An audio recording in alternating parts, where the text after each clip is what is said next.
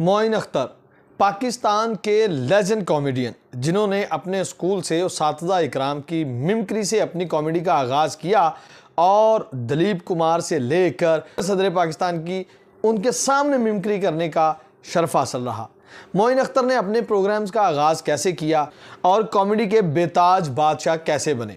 अस्सलाम वालेकुम, उम्मीद करता हूँ आप सब खैरियत से हैं। मैं हूँ शुएब हसन। आज की इस वीडियो में हम बात करेंगे मोइन अख्तर की ज़िंदगी के बारे में। इससे पहले हमारे चैनल को सब्सक्राइब कर लें ताकि हमारी आने वाली वीडियोज़ आपको मिलती रहें।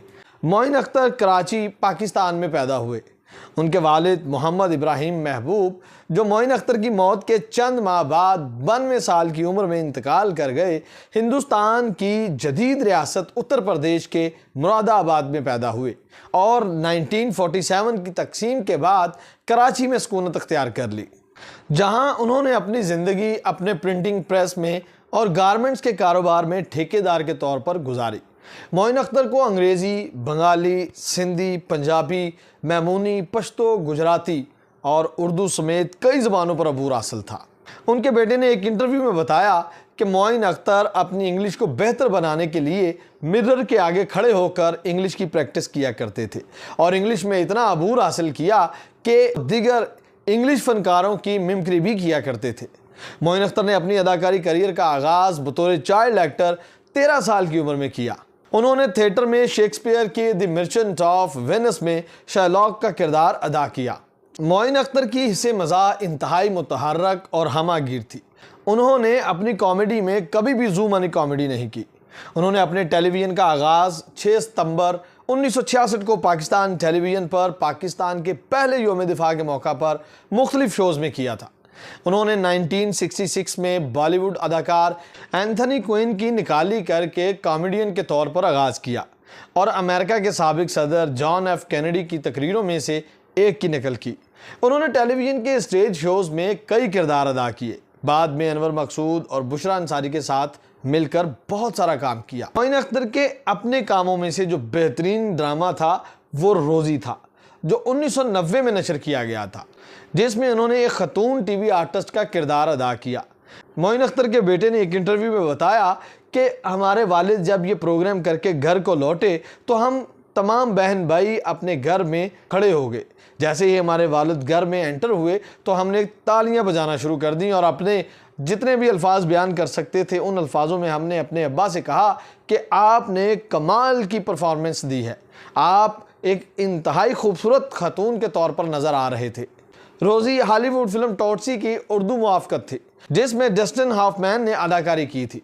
उन्होंने इसे अपने पसंदीदा ऑन स्क्रीन किरदारों में से एक करार दिया जो उन्होंने अदा किए थे। रोज़ी को इमरान सलीम ने लिखा था और सायरा काज़मी ने हदायतकारी की थी।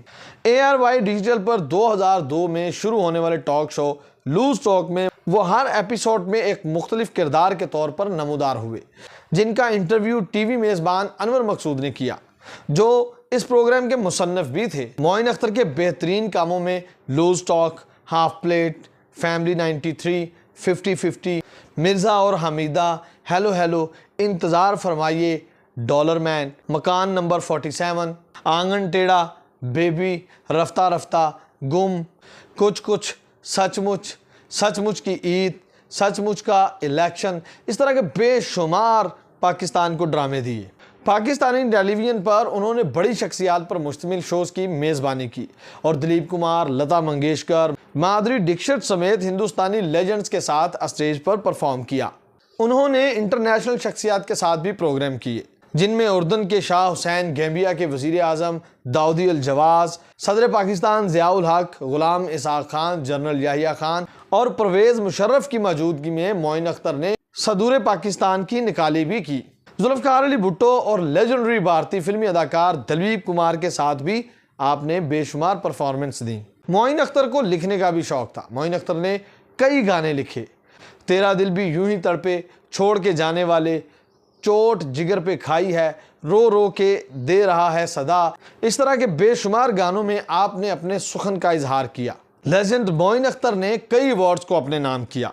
पहले इंडस ड्रामा अवार्ड्स 2005 में कॉमेडी के लिए खसूसी अवार्ड जीता।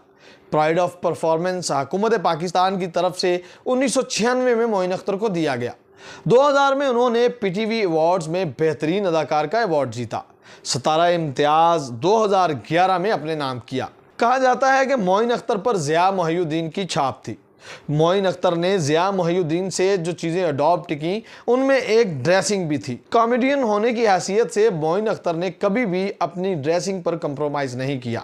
उन्होंने अच्छे से अच्छी शूटिंग करके कॉमेडी को निभाया और कभी भी ज़ूम वाली बात नहीं की, इससे इज्तनाब किया और बेजा कॉमेडी से वो परहेज़ करते थे। अक्सर लोग उनको प्रोग्राम में बुलाया करते थे कि शायद वो अपने लतीफ़ों और अपनी कॉमेडी की वजह से इनके प्रोग्राम को मकबूल कर देंगे, लेकिन वो ऐसी ऐसी मार्फत की बात करते कि मेज़बान हैरान रह जाता। कामयाबी की बुलंदियों को छूने वाले मोइन अख्तर ने अपनी ज़िंदगी में नाकामी भी देखी। जब उन्होंने फ़िल्म इंडस्ट्री में कदम रखा, उन्होंने एक फ़िल्म बनाई जो बुरी तरह फ्लॉप हुई। उसके बाद मोइन अख्तर ने इस चीज़ को जज कर लिया कि वो बड़े पर्दे पर काम नहीं कर सकते। मोइन अख्तर ने इंडिया की तरफ से बेशुमार प्रोग्राम्स की मेज़बानी की। मोइन अख्तर दिलीप कुमार के बेइंतहा फ़ैन थे। मोइन अख्तर को इंडिया की तरफ से शायद इस वजह से फ़िल्म ऑफ़र नहीं हुई क्योंकि इंडियन डायरेक्टर जानते थे कि मोइन अख्तर इस काम के लिए नहीं बने। हाँ, जहाँ उनको इनकी ज़रूरत महसूस हुई वहाँ उन्होंने इनको ज़रूर मदऊ किया। मोइन अख्तर ने एक इंडियन मेज़बान से ज़्यादा प्रोग्राम इंडिया में परफॉर्म किए। मोइन अख्तर 22 अप्रैल 2011 को शाम 4:30 पर कराची में दिल का दौरा पड़ने से इंतकाल कर गए। उनकी वफ़ात के बाद उनकी बीवी, 3 बेटियां और 2 बेटे थे। मोइन अख्तर की नमाज जनाजा रहायश गाह के करीब तौहीद मस्जिद में अदा की गई।